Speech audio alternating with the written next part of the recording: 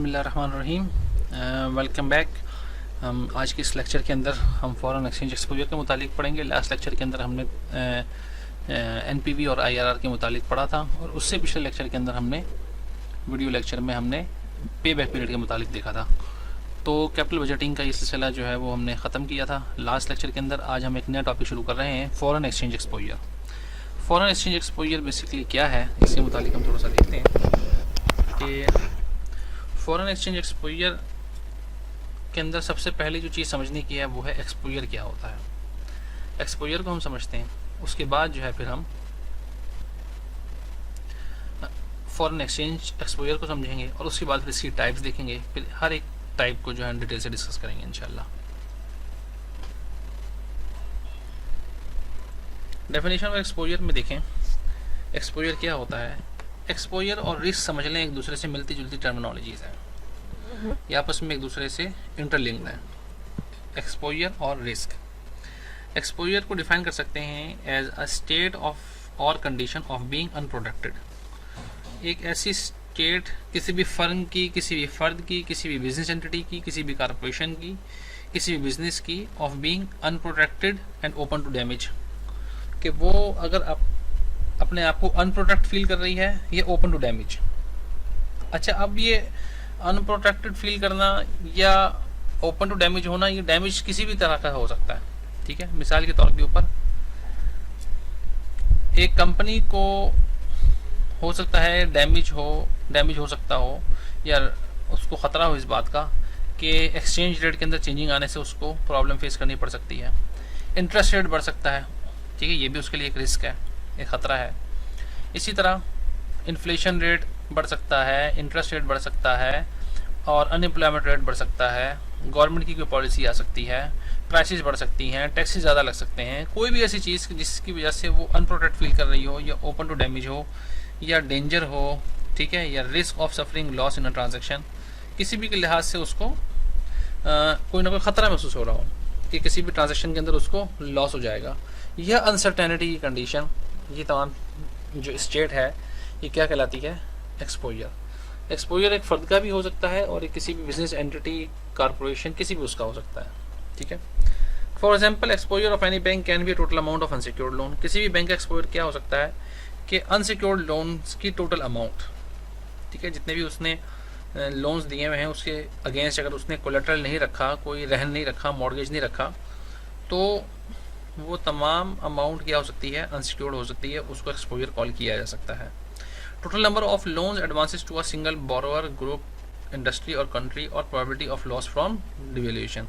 यही हो सकता है कि उसने जो लोन्स दिए हुए हैं, एडवांस किए हुए हैं किसी भी एक ग्रुप को, इंडस्ट्री को, एक सिंगल आदमी को, ठीक है, या और कंट्री, और probability of loss from devaluation, या करेंसी की डिवेल्यूएशन से, यानी एक्सचेंज रेट के बढ़ने से उसको कोई लॉस हो सकता हो। ठीक है, रिवोल्यूशन भी हो सकती है, डिवेल्यूशन भी हो सकती है, करेंसी का एक्सचेंज रेट बढ़ना या कम होना। ठीक है, जैसे देख लें आप, आजकल डॉलर जो है वो कभी बढ़ रहा है, कभी कम होता है, तो इसलिए इसके अगेंस्ट जो है वो कंपनी को जो खतरा होगा वो क्या कहलाएगा, एक्सपोजर कहलाएगा। ठीक है, और foreign exchange fluctuation, foreign exchange rate के अंदर जो फ्लक्चुएशन होती है, इससे हम क्या कहते हैं, इसकी वजह से जो रिस्क राइज हो रहा होता है, जो उससे हम क्या कॉल करते हैं, एक्सपोजर। इसी तरह ऑक्यूपेशनल सेफ्टी,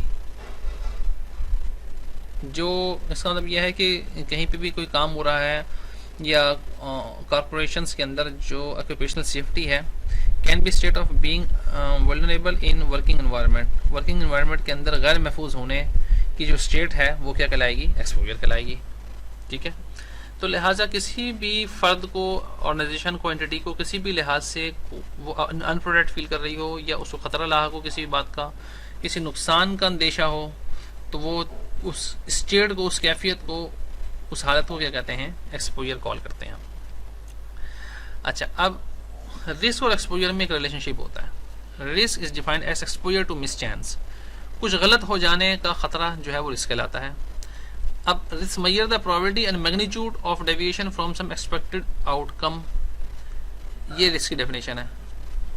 रिस्क कहते हैं बेसिकली कुछ गलत हो जाने को, या magnitude of deviation from some expected outcome. आप कंपनी जो है वो कुछ तस्वुर कर रही थी कि उसे प्रॉफिट हो जाएगा, लेकिन उसकी एक्सपेक्टेड आउटकम क्या थी, प्रॉफिट, ठीक है, लेकिन वो उससे डेविएट कर गई, उससे लॉस हो गया। तो उसके लॉस होने की जो पहले प्रोबेबिलिटी होती है कि वो कितना परसेंट इस बात का चांस है, प्रोबेबिलिटी किसे कहते हैं, इम्कान को, इस बात का क्या इम्कान है कि उसे प्रॉफिट के बजाय लॉस हो जाएगा, या इतना प्रॉफिट कम होगा, या इतना लॉस ज़्यादा हो जाएगा, उसको हम क्या कहते हैं, रिस्क। ठीक है, हम कहते हैं कंपनी को इस दफ़ा 20% चांसेस हैं कि प्रॉफिट ना हो जो पिछले साल हुआ था, तो ये रिस्क है।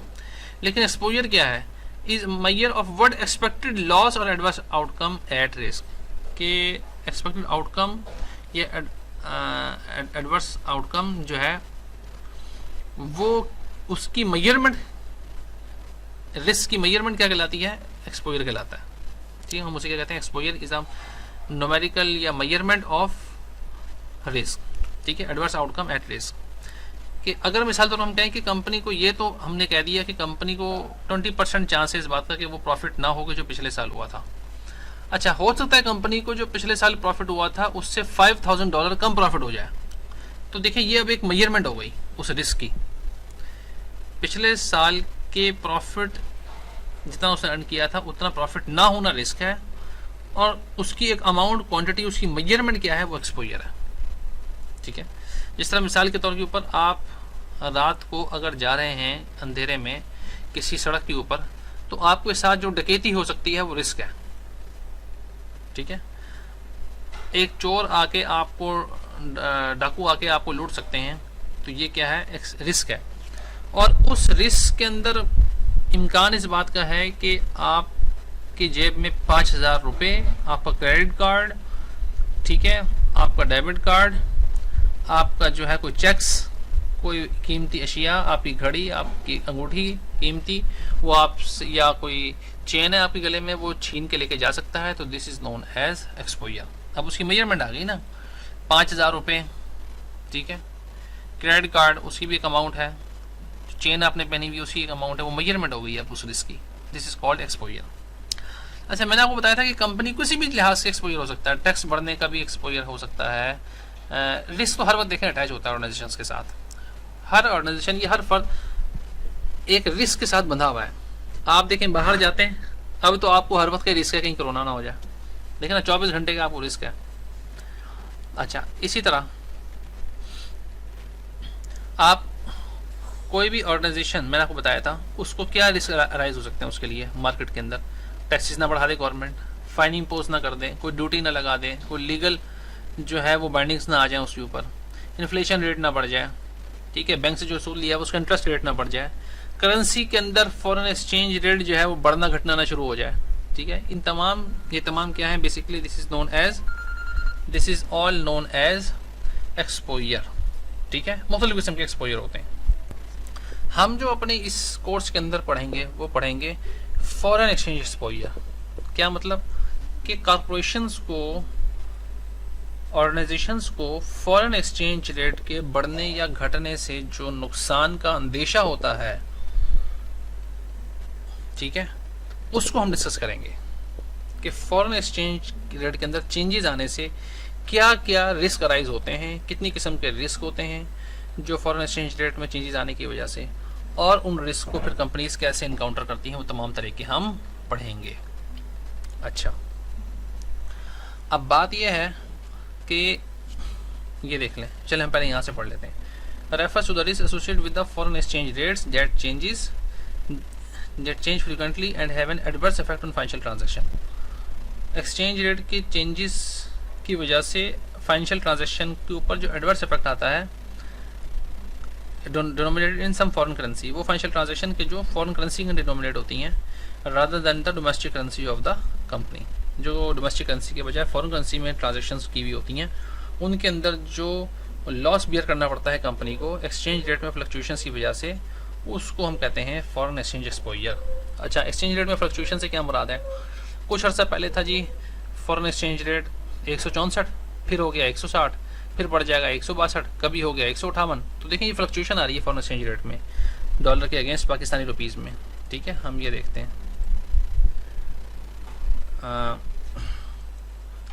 आप यहाँ पे लिख लें फॉरेन एक्सचेंज रेट। चलें USD टू PKR, ठीक है जी। ये देखें जी, अब देखें, ये देखें, ये मैं असल में आपको चीज़ दिखाना चाह रहा हूँ। ये आप देख रहे हैं 159, ये 160, 160.70, 160, 70, 160, 160, 160, 160, 55। ये आप ये वैल्यू देखते जाएं जो माउस से ऊपर शो हो रही है, ये वाली वैल्यू, ठीक है, जिस पे मैंने ये वाली वैल्यू, ये देखें, ये देखें, ये मैं मूव कर रहा हूँ ऊपर, 160, 95, 163 हो गया, ठीक है, फिर 165, फिर 163, 163, देखें ये वेरिएशन आ रही है ना। तो basically this is known as variation in foreign exchange rate. अब देखें आज का क्या रेट है, 10 जून का 164 रुपये, ठीक है, ये देखें। तो यहाँ से लेकर यहाँ तक आप करेंगे तो आपको हर रोज़ की नई वैल्यू मिलेगी। तो ये हर रोज़ फॉरेन एक्सचेंज रेट चेंज हो रहा होता है, तो लिहाजा एक्सपोजर हर वक्त एग्जिस्ट कर रहा होता है फॉरेन एक्सचेंज रेट का कंपनी के ऊपर, ठीक है। अच्छा, what happens to a firm when foreign exchange rate changes, क्या फ़र्क पड़ता है, क्या होता है, क्या वाक़या होता है कि जब फॉरेन एक्सचेंज रेट चेंज हो। तो उसके जो है वो 3 टाइप्स ऑफ एक्सपोजर हैं जो हम पढ़ते हैं कि कंपनी के 3 किस्म के एक्सपोजर अराइज होते हैं फॉरेन एक्सचेंज रेट में चेंजेस आने की वजह से। पहले टाइप क्या है, ट्रांजैक्शन एक्सपोजर, दूसरी है इकोनॉमिक एक्सपोजर और तीसरी है ट्रांसलेशन एक्सपोजर। मुझे उम्मीद है कि आज हम शायद सिर्फ ट्रांजैक्शन एक्सपोजर ही कर पाएँ, इकोनॉमिक एक्सपोजर हम नेक्स्ट लेक्चर में करेंगे, नेक्स्ट वीक करेंगे। देखें जी, ट्रांजैक्शन एक्सपोजर क्या होता है। ट्रांजैक्शन एक्सपोजर कहते हैं कि transaction exposure to foreign exchange rate arises if currency exchange rate changes after the companies have already entered into financial obligation। अगर कंपनीज फाइनेंशियल ऑब्लिगेशंस के अंदर बाइंड हो जाएं और उसके बाद फिर फॉरेन एक्सचेंज रेट के अंदर चेंजेस आए तो उसे हम कहते हैं ट्रांजैक्शन एक्सपोजर, कि companies have already entered into financial obligation. मिसाल के तौर पे कंपनी ने कोई कॉन्ट्रैक्ट किया और कॉन्ट्रैक्ट होते ही फॉरेन एक्सचेंज रेट चेंज हो गया, तो उसके बाद उसकी वजह से जो रिस्क अराइज होगा उसे हम क्या कहेंगे, ट्रांजैक्शन। अच्छा, ये याद रहे कि अगर कंपनी कोई भी पाकिस्तान में प्रोडक्ट्स बना रही है, रॉ मटेरियल भी पाकिस्तान से खरीद रही है और पाकिस्तान में ही सेल कर रही है, तो फॉरेन एक्सचेंज का उसके ऊपर डायरेक्ट इम्पैक्ट कोई नहीं है, ठीक है। फॉरेन एक्सचेंज रेट के चेंजेस की वजह से उसके ऊपर डायरेक्ट इम्पैक्ट नहीं पड़ता, इनडायरेक्ट पड़ता है। अच्छा, डायरेक्ट इम्पैक्ट से क्या मुराद है, मिसाल के तौर पे एक रॉ मटेरियल है वो परचेज़ किया किसी कंपनी ने कराची से, ठीक है, उसको लेके उसने प्रोडक्ट्स बनाई और पाकिस्तान में सेल कर दी। अब फॉरेन एक्सचेंज रेट चेंज होने की वजह से ना उसने अपने सप्लायर्स की पेमेंट के ऊपर कोई फ़र्क पड़ेगा, ना कस्टमर की पेमेंट के ऊपर कोई फ़र्क पड़ेगा। मिसाल के तौर के ऊपर उसने देना है, मिसाल के तौर पे कराची से जो वेंडर था उसने से माल लिया था, उसे $10,000 5.5 लाख रुपए का माल लिया था, ठीक है। अब फॉरेन एक्सचेंज रेट बढ़े या घटे, उसने तो 5 लाख ही देना है ना। एक्सचेंज रेट के बढ़ने या घटने से तो 5 लाख के ऊपर कोई फर्क नहीं पड़ेगा ना। यानी कोई कराची का बंदा, वो जो सप्लायर है, वो ये तो नहीं कहेगा कि जी एक्सचेंज रेट बढ़ गया तो लिहाजा मुझे अब 5 लाख के बजाय 5,10,000 रुपये दो, ऐसा तो नहीं होगा। अच्छा, जब वो कंपनी प्रोडक्ट्स बना लेगी और प्रोडक्ट्स को आगे सेल करेगी और अगर उसने अपने कस्टमर से टोटल 3.5 लाख रुपये वसूल करना है, तो जाहिर बात है वो एक्सचेंज रेट के बढ़ने घटने से कस्टमर ये तो नहीं कहेंगे कि भाई एक्सचेंज रेट अब चूँकि बढ़ गया तो लिहाजा हम इतने पैसे देंगे। तो लिहाजा यहाँ पे हम अमूमन याद रखें, बात करेंगे उन ट्रांजैक्शंस की जो फॉरेन करेंसी में हो रही हैं और क्रॉस बॉर्डर हो रही हैं। अमूमन ट्रांजैक्शन फॉरेन करेंसी में वही होती हैं जो क्रॉस बॉर्डर होती हैं। क्रॉस बॉर्डर से क्या मुराद है कि पाकिस्तान से बाहर, अगर पाकिस्तान की में मौजूद फर्म्स जैसे टेक्सटाइल फर्म्स हैं वो पाकिस्तान से बाहर कपड़ा बेचती हैं, तो अगर वो बाहर जो भेजती हैं कपड़ा, उनके कपड़े भेजने की वजह से एक्सचेंज रेट में अगर चेंज आ जाता है, कपड़ा भेजने या फरोख्त करने के बाद एक्सचेंज रेट में अगर चेंजेस आती है तो फिर पाकिस्तानी फर्म्स की पेमेंट और रिसीट में फ़र्क आ सकता है। मिसाल के तौर पे अब पाकिस्तान ने, मिसाल के तौर पे कोई फर्म है, उसने बाहर की किसी कंपनी से $1 वसूल करना है। समझने के लिए हम $1 रख लेते हैं, ठीक है। उसने पेमेंट कर देंगे $1 में, ठीक है। अब जाहिर बात है जब उसने पाकिस्तानी फर्म ने कपड़ा सेल किया था $1 का, उस वक्त था डॉलर जो है वो 164 का, ठीक है। अब जो है जब सेल करने के बाद पेमेंट का वक्त आया और जब बाहर की किसी कंपनी ने, अमेरिकी कंपनी ने पेमेंट की $1 की, तो पता चला उस वक्त एक्सचेंज रेट हो गया 160 का, ठीक है। तो कंपनी को अब कितने, जब उसे एक्सचेंज करवाएगी तो कितने मिलेंगे, 160 रुपये। अगर पहले करवा ली जब उसने सेल किया था तो उस वक्त कितना था एक्सचेंज रेट 164 रुपये, उस वक्त कितने मिलते, 4 रुपये ज़्यादा मिलते। तो ये बेसिकली लॉस होता है क्रॉस बॉर्डर ट्रेड का या फॉरेन करेंसी के अंदर अगर ट्रांजेक्शन्स की जाएँ। ठीक है, ऑब्वियसली अगर दो ममालिक आपस में ट्रेड करते हैं तो उनके अंदर ट्रांजेक्शन होती ही हमेशा अपोजिट करेंसी में। तो जाहिर बात है चाइना वाले रुपीज़ के अंदर तो नहीं चीज़ें खरीदेंगे। ठीक है, तो ऑब्वियसली उन्हें वो चाइनीज़ करेंसी और पाकिस्तानी करेंसी इन्वॉल्व तो होगी। तो इसी तरह बिल्कुल यही बात है, पाकिस्तान में देखें चाइना की कितनी प्रोडक्ट्स आती हैं, तो ये तमाम फॉरेन एक्सचेंज की वजह से मुतासिर होती हैं। ठीक है, तो हम ये इसमें पढ़ेंगे। अच्छा, ये हमने पढ़ लिया। Risk is present because domestic currency values of these items only when they are due vary according to the changes in exchange rate. जाहिर बात है एक्सचेंज रेट के बढ़ने घटने से उनकी जो पेमेंट्स और रिसीट हैं वो चेंज हो जाती हैं। Transaction exposure is clearly a cash flow exposure. ये कैश फ्लो एक्सपोजर होता है विच में भी associated with the trade flows resulting from export and imports and capital flows, dividend and interest payment. ये बेसिकली ट्रांजेक्शन एक्सपोजर जो है वो cash flow exposure होता है। कैश फ्लो एक्सपोजर से क्या मुराद है, इसमें कैश फ्लोज मुतासिर होते हैं। पैसे पहले देखें, कैश फ्लो मुतासिर हुआ ना जब $1 अगर उस वक्त पेमेंट होती कंपनी को जब उसने सेल किया था माल तो 164 रुपये आते, अब कितने आ रहे हैं 2 महीने बाद 160 रुपये, तो 4 रुपये कम आ रहे हैं। कैश फ्लोज के ऊपर फर्क पड़ा, कैश फ्लो चेंज हो गए, 164 के बजाय 160 हो गए, $4 से कम हो गए कैश इनफ्लोज, तो लिहाजा कैश फ्लोज के ऊपर एफर्ट पड़ता है जो कि ट्रेड से एसोसिएट होते हैं resulting from export import. Obviously import export जब हो रही होती है तो उसके अंदर कैश इनफ्लोज जो है वो मुतासिर होते हैं क्योंकि इसमें फॉरेन एक्सचेंज इन्वॉल्व हो जाता है। एंड कैपिटल फ्लोज भी मुतासिर होते हैं। मिसाल के तौर पे आपने अगर किसी बाहर की न्यूयॉर्क की कंपनी में इन्वेस्टमेंट की हुई है, उसके शेयर्स लिए हुए हैं, अब वहाँ से आपको डिविडेंड मिलता है तो डिविडेंड मिलेगा डॉलर्स में, तो जाहिर बात है डॉलर को जब आप कन्वर्ट करवाएंगे, जब मिला था डिविडेंड आपको उसका एक्सचेंज रेट और था, जब आपने उसे कन्वर्ट करवाया कैश के अंदर तो आपको डिविडेंड और मिला, चेंज हो गया डिविडेंड।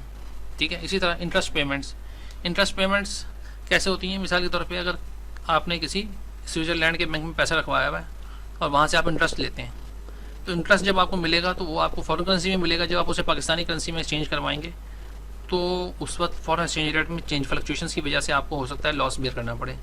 तो जब भी फॉरेन करेंसी इन्वॉल्व हो जाएगी अपनी डोमेस्टिक करेंसी के अलावा, तो उसे हम क्या कहते हैं, तो उसी वजह से foreign exchange rate exposure arise होगा। यहाँ दो टर्मिनोलॉजी समझ लें, एक होती है फॉरेन करेंसी और एक होती है डोमेस्टिक करेंसी। डोमेस्टिक करेंसी कहते हैं जो आपकी अपने मुल्क की करेंसी है। जैसे कि आप लोग पाकिस्तान में रहते हैं, हम लोग पाकिस्तान में रहते हैं, तो हमारी करेंसी क्या है domestic currency, PKR, Pakistani rupees. अच्छा, फॉरेन करेंसी क्या होगी, all currencies other than domestic currency is known as foreign currency. Pakistan की करेंसी के अलावा जो भी करेंसी है वो तमाम क्या कहलाएंगी, फॉरेन करेंसी कहलाएंगी। ठीक है, तो this is called foreign currency. ठीक है, अच्छा अब ट्रांजैक्शन एक्सपोजर जो है ये देखें। अच्छा हाँ जी, हम ये पढ़ते हैं, समझ में आ गई। It involves an actual conversion of foreign currency, ये आप पढ़ लीजिएगा तो आपको समझ में आ जाएगा। ठीक है, मेजरमेंट ऑफ ट्रांजैक्शन एक्सपोजर की मेजरमेंट कैसे करते हैं। ठीक है, इसकी मेजरमेंट जो है वो हो सकती है कि देखें परचेज और सेलिंग ऑन क्रेडिट गुड्स और सर्विसेज। अगर तो देखें कैश के ऊपर सेल हो रही है गुड्स, पाकिस्तान से चाइना गुड्स भेजी, उसी को कैश पे सेल हो गई, तो ऑब्वियसली फिर तो मसला ही नहीं ना, फिर तो एक्सचेंज रेट का के बढ़ने घटने का कोई प्रॉब्लम ही नहीं। प्रॉब्लम तो उस वक्त आता है कि जब वो गुड्स जो है वो क्रेडिट परचेज सेल हो। ठीक है, क्रेडिट के ऊपर सेल की जाए, परचेज की जाए। ठीक है, और उनकी करेंसी भी क्या हो, फॉरेन करेंसी हो, तब प्रॉब्लम अराइज होता है। बोरिंग और लैंडिंग फंड्स। ठीक है, जब कभी मिसाल के तौर पे पाकिस्तानी किसी फर्म ने बाहर ही किसी बैंक से पैसा उधार लिया हो या किसी कंपनी से उधार लिया हो, फाइनेंशियल इंस्टीट्यूशन से उधार लिया हो या बोरो किया हो या लैंडिंग की हो, तो इस सिचुएशन के अंदर भी foreign exchange rate transaction exposure arise हो सकता है, क्योंकि ट्रांजैक्शन हुई है ना, इसके नतीजे में फॉरेन करेंसी के चेंज होने की वजह से एक्सपोजर जो अराइज होगा उसे हम फॉरेन एक्सचेंज रेट एक्सपोजर कहेंगे। ठीक है, इसी तरह being a party to an unperformed foreign exchange forward contract, इसे फिलहाल छोड़ दें। ठीक है, अदरवाइज एक्वायरिंग एसेट और incurring liabilities denominated in foreign. जी, और डी है अदरवाइज एक्वायरिंग एसेट्स और incurring liabilities denominated in foreign currency. ये अभी मैंने आपको पढ़ाया, जैसे कि अगर आपने कोई एसेट एक्वायर कर लिया है denominated currency, foreign denominated currency में, यानी मिसाल के तौर पे अगर आपने कोई कंपनी एक्वायर कर ली है ऑस्ट्रेलिया की, या कोई एसेट परचेज कर लिया है बाहर के मुल्क के अंदर, तो वो जाहिर बात है जब भी फॉरेन करेंसी इन्वॉल्व हो जाएगी तो फॉरेन एक्सचेंज एक्सपोजर अराइज हो जाता है। ठीक है, अच्छा, अब देखें यहाँ पे ना कुछ समझाया हुआ है, वो हम समझते हैं, पढ़ने के बजाय हम समझते हैं इस डायग्राम से। ये डायग्राम को ना मैं कोशिश करता हूँ एक पेज पे ले आऊँ, अगर ये आ जाती है तो। हाँ जी बिल्कुल, ये देखें। अब आपको ना इंशाअल्लाह उम्मीद है कि सब कुछ समझ में आ जाएगा इंशाअल्लाह। इस डायग्राम से हम समझ लेंगे ट्रांजैक्शन एक्सपोजर क्या होता है। देखें T1 से मुराद है कि पहला टाइम, ठीक है। T1 आज मिसाल के तौर के ऊपर अगर कुछ सेलर है, वो बायर जैसे आप दुकान पे जाते हैं ना, कंप्यूटर की दुकान पर कहते हैं कोटेशन चाहिए पेंटियम 4 की, अब पेंटियम 4 तो नहीं होते, कोर i4 कोर i3 को, ठीक है, और 7 जनरेशन की आप कोटेशन लेते हैं तो वो कोटेशन देता है। इसी तरह बाहर के मालिक के भी लोग कोटेशन देते हैं। Seller quotes are price to buyer, चाहे वो वर्बली रिटर्न फॉर्म में दे। तो मिसाल के तौर पे बायर को सेलर ने अगर कोटेशन दी, ऑस्ट्रेलिया का कोई सेलर था, उसने पाकिस्तान के बायर को कोटेशन दी, और वो कोटेशन आने के बाद बायर जो है वो प्लेस करता है ऑर्डर किसी सेलर को, ठीक है, उस प्राइस के ऊपर जो T1 टाइम के ऊपर ऑफर किया गया था। टाइम पहला T1 से मुराद एक टाइम है, कोई भी टाइम ले लें, ये दूसरा टाइम है। यानी मिसाल के तौर पे 1 फरवरी को जो है वो सेलर ने कोट किया था, ऑस्ट्रेलिया कोर्ट ने, और पाकिस्तान के जो है ना बायर ने उसको ऑर्डर दिया 25 फरवरी को। तो 1 फरवरी और 25 फरवरी के दरमियान का जो वक्त है, इसके दरमियान एक्सचेंज रेट अगर चेंज हो जाएगा तो जाहिर बात है किसी न किसी पार्टी को तो लॉस बियर करना पड़ेगा ना। तो उसकी वजह से जो एक्सपोजर राइज होगा फॉरेन एक्सचेंज रेट में चेंजेस आने की वजह से, उसको हम कॉल करेंगे कोटेशन एक्सपोजर। उसको हम क्या कहेंगे? कोटेशन एक्सपोजर, ठीक है। Time between quoting a price and reaching a contractual sale, ठीक है, कोटेशन एक्सपोजर। इसी तरह जब बायर ने ऑर्डर दिया, उस ऑर्डर देने से लेकर टाइम टू से लेकर T2 से लेकर सेलर के प्रोडक्ट्स को शिप करने और बिल भेजने तक के दरमियान का जो वक्त है, उसके दरमियान अगर एक्सचेंज रेट बढ़ता है घटता है तो भी रिस्क राइज होगा ना। तो उसको हम कहते हैं backlog exposure. Time it takes to fill in the order after contract is sign. Contract sign हो गया, ऑर्डर प्लेस किया गया, और प्लेस होने के बाद जब कुछ चीज़ें भेजी जाएंगी और इनवाइस आएगी, उसके दरमियान तक के जो टाइम है, उसके दरमियान अगर एक्सचेंज रेट चेंज हो जाता है तो उसको हम क्या कहते हैं? बैकलॉग एक्सपोजर, ठीक है। और तीसरा क्या है? अगर फिर एक्सचेंज रेट तब भी चेंज नहीं होता, या अगर हो जाता है तो उसके बाद उसके बिल भेजने से लेकर और बायर के पैसे देने तक के दरमियान जो वक्फा है, मिसाल के तौर पर 2 महीने का टाइम दिया था, गुड्स पहुंचने के 2 महीने के बाद आप हमें पे कर सकते हैं, तो 2 महीने के दरमियान अगर एक्सचेंज रेट चेंज हो जाता है तो उसको हम कहते हैं बिलिंग एक्सपोजर, ठीक है। Time it takes to get paid in cash after account receivable is issued. तो देखें, एक ट्रांजैक्शन का ये टाइम पीरियड टोटल ये होता है कि जब सेलर कोट करता है, उसके बाद ये तमाम मराहिल से गुजर के जब बायर पैसे दे देता है तो ट्रांजैक्शन मुकम्मल हो जाती है। मूल जब बायर पैसे दे देता है तो उसके बाद ट्रांजैक्शन मुकम्मल हो जाती है, तो उसको कहते हैं एक time period of a transaction, life span of a transaction exposure. ये एक लाइफ है पूरी ट्रांजैक्शन की, उसके अंदर मुख्तलिफ मराहिल के ऊपर एक्सपोजर राइज हो रहे होते हैं। उनको हमने 3 हिस्सों में तकसीम किया, कोटेशन, बैकलॉग और बिलिंग एक्सपोजर, ठीक है। ये आपके सामने। अब आप यहाँ पे काम ये करिएगा, ये आपके ज़िम्मे काम है कि आपने यहाँ से लेकर यहाँ तक पढ़ लेना। ये तमाम यही बातें लिखी हुई हैं जो यहाँ से यहाँ तक मैंने आपको पढ़ाई हैं। इसको पढ़ने के बाद अगर आपको कुछ समझ में ना आए तो आप मुझसे पूछ लीजिएगा, सवाल लिख लीजिएगा, फिर हम जब ऑनलाइन होंगे तो आप मुझसे पूछ लीजिएगा, ठीक है। तो ये चूँकि एक लेंथी टॉपिक है इकोनॉमिक्स, वो इस पर काफ़ी टाइम लगेगा, तो फिलहाल हम इसको ख़त्म करते हैं और इंशाल्लाह ताला हम नेक्स्ट लेक्चर में जो है फिर मुलाकात करेंगे। वीडियो लेक्चर में इकोनॉमिक्स को शुरू करेंगे। उस वक्त के लिए जो है वो अल्लाह हाफ़िज़, अस्सलाम वालेकुम व रहमतुल्लाहि व बरकातहू।